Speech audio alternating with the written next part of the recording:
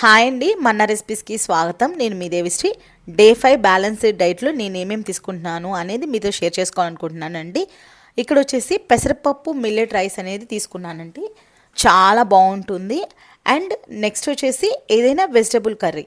నేనైతే ఈరోజు బెండకాయ చేశాను, అందుకే బెండకాయ ఫ్రై తీసుకుంటున్నాను. నెక్స్ట్ వచ్చేసి ప్రోటీన్ కోసం నేను 2 బాయిల్డ్ ఎగ్స్ తీసుకుంటున్నాను. అండ్ దీంట్లోకి ఈ పెసరపప్పు మిల్లెట్ రైస్లోకి మీరు ఆమ్లెట్ వేసుకుంటే చాలా బాగుంటుంది. అండ్ మీ ఇష్టం అనమాట, ఆమ్లెట్ కానీ బాయిల్డ్ ఎగ్స్ కానీ మీ ఇష్టం. అండ్ నెక్స్ట్ డైజెషన్ కోసం నేను మిరియాలు చారు తీసుకున్నానండి. ఈ పెసరపప్పు మిల్లెట్ రైస్లోకి మిరియాల చారు చాలా అంటే చాలా బాగుంటుంది. ఒకసారి ట్రై చేయండి. ఇది డైజెషన్ ఫ్రీ అనమాట. మనకి ఏదన్నా ఇప్పుడు ఈ దాల్స్ అనేవి ఎక్కువగా తీసుకుంటున్నప్పుడు మనం కనీసం ఒక 10 డేస్కి ఒక్కసారి అయినా సరే ఈ మిరియాల చారు తీసుకోవడం వలన చాలా అంటే చాలా హెల్దీ. మనం ఆల్రెడీ కర్రీస్లో కానీ అండ్ కిచడీలో కానీ మనం మిరియాలు అనేది యూజ్ చేస్తాం కదా. దాంతోపాటు ఇలా మిరియాల చారు అనేది తీసుకోవడం వలన చాలా మంచిదండి, చాలా బాగుంటుంది. ఒకసారి ట్రై చేయండి. అండ్ దాంతోపాటు నేను ఈ పెసరపప్పు అండ్ మిరియాల చారులోకి పచ్చడి, ఏదైనా పచ్చడి ఉంటే చాలా బాగుంటుంది. రోటి పచ్చడి, నేనైతే టమాటా చట్నీ ఉంది ఆల్రెడీ ఇంట్లో, అది యూజ్ చేస్తున్నాను అనమాట. చాలా బాగుంటుంది. అండ్ నిల్వ పచ్చడి కాదండి, ఓన్లీ టమాటా పచ్చడి ప్రిఫర్ చేయండి. ఎందుకంటే నిల్వ పచ్చడిలో మనకి సాల్ట్ అనేది ఎక్కువగా ఉంటుంది. అందుకే ఒక టేబుల్ స్పూన్ అంతా ఫ్లాక్స్ సీడ్స్ పౌడర్ అనమాట. ఈ ఫ్లాక్స్ సీడ్స్ పౌడర్ అనేది చాలా బాగుంటుంది అండ్ చాలా హెల్దీ కూడా. And especially ladies flax seeds అనేవి ఖచ్చితంగా తీసుకోవాలండి. ఇదేనండి ఈరోజు నేను లంచ్లోకి తీసుకున్న మీల్ ప్లేట్ అండి. చాలా అంటే చాలా హెల్దీ, చాలా సింపుల్ అనమాట. రెసిపీ అనేది ఎక్కువ ఏం లేదనమాట. నార్మల్గా బెండకాయ ఫ్రై చేసుకోవడము. అండ్ ఈ పెసరపప్పు మిల్లెట్ రైస్ అనేది చాలా సింపుల్. అండ్ మీకు టైం లేనప్పుడు ఇలాంటి రెసిపీస్ అనేది ట్రై చేయండి, ఖచ్చితంగా వర్కౌట్ అవుతుంది. మా చిన్నప్పుడు మా నాన్నగారు ఈ మిరియాల చారు అనేది చాలా ఎక్కువగా ఇచ్చేవాళ్ళు అనమాట. ఎందుకు అంటే మేము చిన్నప్పుడు మా రిలేటివ్స్ అందరూ, అంటే మా పెద్దనాన్నగారు ఇల్లు కానీ, మా బాబాయ్ ఇల్లు కానీ, మా మేనమామ ఇల్లు కానీ అందరూ పక్కపక్కనే ఉంటాం అనమాట. అయితే మేము అక్కడ వాళ్ళ ఇంట్లో వీళ్ళింట్లో అలా తినేవాళ్ళం అనమాట. ఏదో ఒకటి తినేసేవాళ్ళం, బాగా ఫుల్గా ఆడుకునేవాళ్ళం అండి. ముగ్గురం కూడా ఫుల్గా ఆడుకునేవాళ్ళం. ఆకలేస్తుందని వచ్చి తినేసేవాళ్ళం అనమాట. మాకు డైజెషన్ ఇష్యూస్ రాకూడదని మా నాన్నగారు 2-3 మంత్స్కి ఒకసారి మోషన్స్కి వేసేవాళ్ళు. ఇప్పుడు పిల్లలకి అసలు మోషన్స్ అంటేనే తెలియదండి, మోషన్స్కి మెడిసిన్స్ వేయడమే తెలియదండి. మా పిల్లలకి ఏ రోజు వేసింది లేదు నేను. అయితే ఇవి ఖచ్చితంగా ఈ మిరియాల చారు ఇస్తారనమాట. రసం అంటారు, అది ఖచ్చితంగా ఇస్తారు. ఆ చారు తాగాల్సిందే ఖచ్చితంగా అని చెప్తారనమాట. ఊరుకునేవారు కారు. నైట్ మాకు బాగా ఇష్టమైంది కాళ్ళ శార్వా అనమాట. అంటే మేక కాళ్ళు ఉంటాయి కదండి, అవి కాళ్ళ శార్వా. ఖచ్చితంగా మమ్మీ సూపర్ చేస్తారనమాట. ఈసారి మమ్మీ దగ్గరికి వెళ్ళినప్పుడు రెసిపీ అనేది ఖచ్చితంగా పెడతాను.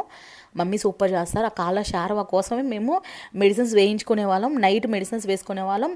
ఎర్లీ మార్నింగ్ రసం కాసేది మమ్మీ, అంటే మిరియాల చారు కాసేది. ఈ చారు తాగాల్సిందే ఖచ్చితంగా. ఆ తర్వాత నైట్ శార్వా తినాల్సిందే అనమాట. శార్వాతో అన్నం పెట్టేవాళ్ళం అనమాట. నాన్న మార్కెట్కి వెళ్ళేదాకా కూడా నాన్న చుట్టూ తిరిగేవాళ్ళం అండి. అండ్ నాన్న తీసుకొచ్చేసిన తర్వాత అమ్మ చుట్టూ తిరిగేవాళ్ళము. ఎందుకంటే అమ్మ చేసి పెట్టాలి కదా, అందుకే అమ్మ చుట్టూ తిరిగేవాళ్ళం.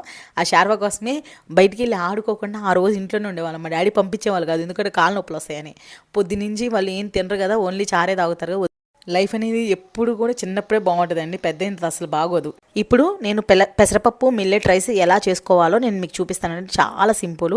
ఇక్కడైతే 4 పొయ్యిలు బిజీగా ఉన్నాయన్నమాట. ఒక పొయ్యి మీద బెండకాయ ఫ్రై అండి, ఇంకో దాని మీద ఏమో పెసరపప్పు మిల్లెట్ రైస్ అనమాట. మిల్లెట్ రైస్ ఏం లేదండి, నార్మల్గా గిన్నెలో మనం మిల్లెట్స్ వండుతాం కదా, మీరు గిన్నెలో కానీ కుక్కర్లో అయినా పెట్టేసుకోండి, ప్రాబ్లం ఏం లేదు. నేనైతే కుక్కర్లో గిన్నెలో కూడా పెట్టుకుంటానండి ఒక్కొక్కసారి, పొడిగా రావాలి అనుకున్నట్లయితే. మీరు నార్మల్గా పెట్టుకున్నట్టయితే 2:1 రేషియోలో వేసుకోండి. అండ్ కుక్కర్లో పెట్టుకున్నట్టయితే 1/3/4, అంటే ఒక పావు తగ్గించుకోండి. 2 కన్నా ఒక పావు తగ్గించుకుంటే సరిపోద్ది అనమాట. నేను పెసరపప్పు ఆల్రెడీ వేసేసాను మిల్లెట్స్లోకి. పెసరపప్పు 40 గ్రామ్స్ తీసుకున్నానండి. మిల్లెట్స్ వచ్చేసి 50 గ్రామ్స్ అండ్ పెసరపప్పు వచ్చేసి 40 గ్రామ్స్ తీసుకున్నాను. ఇక్కడ పిల్లలకి రైస్ అనమాట. అండ్ పన్నీర్ కోసం పాలు పెట్టాను. నేను బెండకాయలన్నీ కోసేసిన తర్వాత మా హస్బెండ్ నాకు బయట పని ఉంది, నేను లంచ్ అనేది బయటే తింటాను అని చెప్పారనమాట. ఏం చేయాలో తెలియక ఈరోజు యాక్చువల్గా వేరే రెసిపీ అనుకున్నాను. అయితే అది స్టాప్ చేసేసేసి ఇది స్టార్ట్ చేశాను అనమాట, ఈజీగా అయిపోతుందని. అంతే అండి, దగ్గరికి ఉడికిచ్చేసుకోవడమే. పెసరపప్పు రోజు సాటర్డే అనమాట, ఇంకి holiday. Sorry, half day. Holiday కాదు, హాఫ్ డే. ఇక్కడ మా పాప కూడా ఫ్లాక్ సీడ్స్ పౌడర్ తింటుందనమాట. నాకు చెప్తుంది ఫ్లాక్ సీడ్స్ పౌడర్ తిను మమ్మీ అని చెప్పి. ఫ్లాక్ సీడ్స్ పౌడర్ చాలా మంచిది, చిన్న పిల్లల దగ్గర నుంచి కూడా ఎవరైనా తినొచ్చు, ఏం ప్రాబ్లం ఉండదు. ఇంకా చెప్పాలంటే ఫ్లాక్ సీడ్స్ పౌడర్ని చిన్న పిల్లల నుంచి అలవాటు చేయండి, వాళ్ళకి పెద్దోళ్ళు అయిన తర్వాత వాళ్ళకి మంచిగా అనిపిస్తుంది అనమాట. అండ్ ఇక్కడ మా పాప ఆమ్లెట్ వేస్తే తనకి, మా పెద్ద పాపకి ఆల్రెడీ బాక్స్లో పంపించేశాను ఆమ్లెట్ వేసి, బెండకాయ ఫ్రై చేసి ఆమ్లెట్ వేసి పంపించేశాను. బట్ చిన్న పాపకి ఆమ్లెట్ వేస్తే నాకు వద్దు, నాకు బాయిల్డ్ ఎగ్ కావాలి అని చెప్పి అందనమాట. మళ్ళా నేను ఉడకబెట్టి ఇచ్చాను. అండ్ చిన్న పిల్లప్పుడు ఒక 1 year ఉంటుంది అనుకుంటా, తనకి పచ్చిగుడ్డుకిను బాయిల్డ్ ఎగ్కి తేడా తెలియక పచ్చిగుడ్డు తీసేసుకొని తినేపోయిందనమాట. అప్పుడు అది కింద పడిపోయి పగిలిపోయింది. తనకు అర్థం కాలేదన్నమాట ఎందుకు పగిలిందో.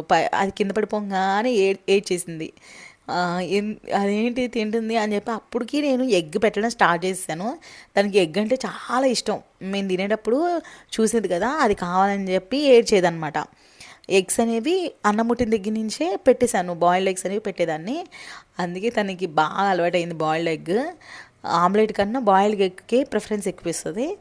అది గుడ్డుగా, అది కూడా హాఫ్ చేయకూడదండి, హాఫ్ చేస్తే అస్సలు ఒప్పుకోదు, గుడ్డుగానే కావాలంటది. అల్లరి పిల్ల, చాలా అల్లరి పిల్ల. డిన్నర్లోకి చాలా సింపుల్ రెసిపీ అనేది నేను ఇప్పుడు చూపించబోతున్నానండి. నేనైతే వెజిటబుల్ ఆమ్లెట్ అనేది తీసుకున్నాను. అసలు యాక్చువల్గా ఈరోజు నేను పన్నీర్ అనేది చేసుకుందాం అనుకున్నాను, పన్నీర్ కర్రీ. ఓన్లీ కర్రీ మాత్రమే చేసుకుందాం అనుకున్నాను, ఎటువంటి దోసాస్ కానీ ఏం లేకుండా. బట్ ఏమైందంటే ఆల్రెడీ మార్నింగ్ ఎగ్స్ తీసేసుకున్నాను కదా, మళ్ళీ ఇప్పుడు ఎగ్స్ తీసుకోవాలంటే కొంచెం పెద్ద టాస్కే అని చెప్పి వద్దనుకున్నాను. బట్ కానీ బెండకాయ ఫ్రై అనేది అట్లనే ఉండిపోయిందండి. ఎందుకంటే ఆఫ్టర్నూను బెండకాయలు అన్నీ కట్ చేసేసిన తర్వాత మార్నింగ్ మా హస్బెండ్ నేను బయట మీటింగ్ ఉంది వెళ్తున్నాను, లంచ్కి రాను అని చెప్పారనమాట. షాక్ అయిపోయాను దెబ్బకి. ఆ బెండకాయ ఫ్రై, కేజీ బెండకాయ ఫ్రై నేను ఒక్కదాన్ని తినాలా, పిల్లలు నేను తినలేము అని అంటే ఈవినింగ్ తింటానులే అన్నారు మా హస్బెండ్. ఇంకా ఏం చేయాలో అర్థం కాక నైట్ ఇంకా ఆమ్లెట్ తీసుకుని ఆ బెండకాయ ఫ్రై చేసేసుకొని తినేసేసానండి. పన్నీర్ కర్రీ క్యాన్సిల్ అయిపోయింది. ఇంకా నేను తింటే పన్నీర్ కర్రీ, పిల్లలు కూడా పన్నీర్ కర్రీ అయితే కావాలని చెప్పి ఏడుస్తారనమాట. అందుకే నేను ఆ టాస్క్ అనేది చేయలేదనమాట. బెండకాయ ఫ్రై నేను తింటే వాళ్ళు కూడా తింటారు బెండకాయ ఫ్రై, అందుకే బెండకాయ ఫ్రై ఇంకా సింపుల్గా నేను వెజిటబుల్ ఆమ్లెట్ వేసేసుకున్నాను. దాంతోపాటు నేను బెండకాయ ఫ్రై తీసుకున్నాను. ఇప్పుడు వెజిటబుల్ ఆమ్లెట్ అనేది ఎలా చేసుకోవాలో చూపిస్తాను. ఇక్కడ వచ్చేసి మీకు కావాల్సిన వెజిటబుల్స్ అంటే మీ దగ్గర ఏమేమి అవైలబిలిటీ ఉన్నాయో అవన్నీ కూడా తీసుకోండి. నేను క్యారెట్, బీన్స్, బఠానీ, ఆనియన్, టమాటా, బ్రోక్లీ యొక్క కాడలు, ఆకులు ఏమన్నా ఉంటే బ్రోక్లీకి సంబంధించిన అవి కూడా వేసేసుకుంటాను. ఇవన్నీ కూడా స్టీమ్ చేసుకోవాలి. మీరు స్టీమ్ చేసుకోండి, కావాలి అంటే నార్మల్గా కూడా వేసుకోవచ్చు. నేను స్టీమ్ ఎందుకు చేసుకుంటాను, అది కూడా 1 minute or 2 minutes, అంతకన్నా ఎక్కువ అవసరం లేదండి. వాటర్ కాగిన తర్వాత స్టీమర్లో అవన్నీ వేసేసుకొని జస్ట్ 1 or 2 minutes ఏంటంటే దీనివలన క్రిస్పీగా ఉండకుండా కొంచెం సాఫ్ట్ అవుతాయి అనమాట. క్యారెట్ లాంటివి కొంచెం క్రిస్పీగా ఉంటాయి కదా, సాఫ్ట్ అవుతాయి, చాలా బాగుంటుంది అనమాట. అందుకే ఎక్కువ స్టీమ్ చేసుకోవాల్సిన అవసరం లేదు. మనం ఆయిల్లో మాత్రం చాలాసేపు ఫ్రై చేసుకోవాలండి. 1 నిమిషం పాటు అట్లా స్టీమ్ చేసుకుంటే, 1 నిమిషం ఆ 2 minutes పాటు స్టీమ్ చేసుకుంటే చాలా బాగుంటుంది. అండ్ టేస్ట్ కూడా ఏం మారదండి. స్టీమ్ చేసుకోవడం ఇంకా హెల్దీ అనమాట. ఇలా స్టీమ్ చేసుకోవడం వలన మనకి ఆయిల్లో ఎక్కువ ఫ్రై చేయకుండా ఉంటుంది. అండ్ ఇట్లా నేను స్టీమ్ చేసుకునేటప్పుడే కొంచెం ఉప్పు, కొంచెం పెప్పర్ అనేది యాడ్ చేసేస్తాను స్టీమ్ చేసుకునేటప్పుడే. దానివలన అట్లా కొంచెం ఆయిల్లో వేసేసిన తర్వాత కొంచెం సేపు మనం సాల్ట్ చేసుకోవాలండి. కొంచెం సేపు సాల్ట్ చేసుకుంటే మన ఆయిల్ మొత్తం దానికి పట్టేస్తుంది, మంచిగా ముక్కలకి పట్టేసి కొంచెం టేస్ట్ అనేది ఎన్హాన్స్ అవుతుంది. మీకు ఇక్కడ ఏమేం కావాలనేది యాడ్ చేసుకోండి, మీ ఇష్టం. నేను అక్కడ స్టీమ్ చేసినప్పుడు కొంచెం సాల్ట్ అండ్ కొంచెం పెప్పర్ యాడ్ చేసుకున్నాను కాబట్టి ఇక్కడ సాల్ట్, పెప్పరు, కావాలని గరం మసాలా, కారం, ఉప్పు, ఏదైనా సరే పసుపు అన్నీ యాడ్ చేసేసుకొని చక్కగా మీకు కావాల్సిన ఎగ్స్ మీకు ఎన్ని కావాలంటే అన్ని యాడ్ చేసుకో రండి. ఇక్కడ వచ్చేసి 2 methods ఉన్నాయండి. ఇక్కడ నేను ఒక మెథడ్ ఫాలో అవుతున్నాను, నాకు ఇట్లానే ఇష్టం, అందుకే నేను ఇది యాడ్ చేస్తున్నాను. ఆల్రెడీ ఎగ్ బీట్ చేసుకొని పెట్టుకున్నాను, దాంట్లో ఉప్పు, కారం, మనకు కావాల్సినవి అన్నీ కూడా యాడ్ చేసేసుకొని నేనైతే 2 eggs తీసుకున్నాను ఇక్కడ. అండ్ ఇక్కడ మనం ఆల్రెడీ ఫ్రై చేసుకొని పెట్టుకున్నాం కదండి, ఆ వెజిటబుల్స్ అన్నీ కూడా ఆ ఎగ్ బీట్ చేసిన దాంట్లో వేసేసుకున్నాను, చక్కగా కలిపేసేసుకున్నాను. సాల్ట్ అనేది సరిపోతే అడ్జస్ట్ చేసుకోండి. అండ్ దీన్ని తీసుకొచ్చేసి నేను ఈ పాన్లో వేసేసాను అనమాట, ఆమ్లెట్ లాగా వేసేసాను అనమాట, వెజిటేబుల్ ఆమ్లెట్ అనమాట ఇది. అండ్ ఇది విఆర్కే గారి డైట్లో ఇలాంటివన్నీ కూడా చాలా ప్రయోగాలు చేస్తాం, అన్ని రకాల కూరగాయలతో చేస్తాను, అండ్ క్యాబేజ్ తోటి, క్యాలీఫ్లవర్ తోటి అన్ని రకాలు చేస్తాం అనమాట. చాలా బాగుంటుంది టేస్ట్ అయితే. కాకపోతే ఏంటంటే ఇలా చేసినప్పుడు విరిగిపోయే ఛాన్సెస్ ఎక్కువ ఉన్నాయి అనమాట, ఎందుకంటే పూర్తిగా కాలకపోతే విరిగిపోద్ది కదండి. మనకు కొంచెం ఆత్రం ఎక్కువయ్యి ముందులే తీసేసాం అనమాట. మూత పెట్టేసుకొని చక్కగా మగ్గించుకోండి. మనకి బాగా కింద ఆయిల్ వేయాలి, కొంచెం వేసుకొని మనకి కింద ఆయిల్ లేకపోతే ఖచ్చితంగా మాడిపోతాయి. కింద ఆయిల్ వేసుకొని మూత పెట్టుకొని మనకి ఒక 5 మినిట్స్ కుక్ చేసుకోవాలి. ఇలా స్టీమ్ చేసుకోవడం వల్ల మనకి ఏంటంటే మంచిగా లోపల ఉడికిద్ది అనమాట. మనకి ఆత్రం ఎక్కువైంది, కొంచెం ముందర తొందరగా తీసేసాము, అదేమైందంటే కొంచెం ఇరిగిపోయిందనమాట, అంతే, ఏం లేదు, పర్లేదులేండి మనమేగా తినేది, ఏం కాదులే అని చెప్పి వదిలేసాను, లైట్ తీసుకున్నానండి. వీడియో మంచిగా చూపించాలనుకున్నాను, బట్ అది అట్లా అయిపోయింది, పర్లేదులేండి. నార్మల్ ఆమ్లెట్ లాగా ఫ్లిప్ చేసుకుంటే కుదరదనమాట, కొంచెం జాగ్రత్తగానే ఫ్లిప్ చేసుకోవాలి. అండ్ ఆయిల్ కొంచెం వేసుకుంటే కింద ప్రాబ్లం లేకుండా మంచిగా వచ్చేస్తుంది అనమాట. కొంచెం కాలిన తర్వాత తీయండి, మంచిగానే వస్తుంది. ఇంకా పాన్ మీద వేసుకుంటే, ఇలాంటి వాటికన్నా పాన్ మీద వేసుకుంటే మనకి ఇంకా బాగా వస్తుందండి. ఇట్లా ఫ్లిప్ చేసేసుకున్నాను. అండ్ రెండు వైపులా చక్కగా మనకి మూత పెట్టేసుకొని మగ్గించుకున్న తర్వాత టేస్టీగా హెల్తీగా మనకి వెజిటబుల్ ఆమ్లెట్ అనేది రెడీ అయిపోతుందండి.